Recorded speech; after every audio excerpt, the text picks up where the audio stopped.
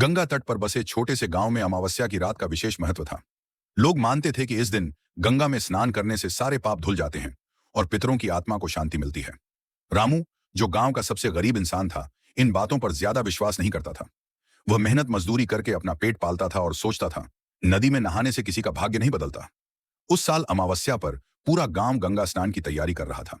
उसकी मां ने कहा, बेटा, आज गंगा स्नान कर लेना, इससे जीवन में सुख शांति आती है। लेकिन रामू हंसकर बोला, मां, मुझे इन सब पर विश्वास नहीं है। रात को जब वह सो रहा था तो उसे सपना आया। सपने में उसने अपने स्वर्गीय पिता को देखा, जो उसे बुला रहे थे।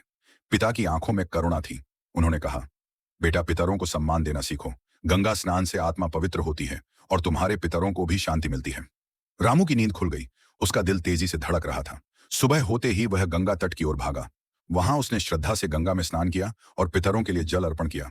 जैसे ही वह पानी से बाहर निकला, उसे किनारे पर एक चमचमाता पोटली दिखी। जब उसने उसे खोला तो अंदर कुछ सोने के सिक्के थे। गांव के पुजारी ने कहा, देखो, यह गंगा मां और पितरों की कृपा है।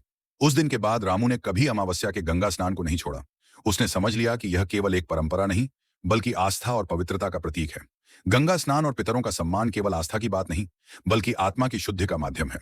जब हम अपने पूर्वजों को याद करते हैं तो उनकी कृपा से हमारे जीवन में सुख समृद्धि आती है।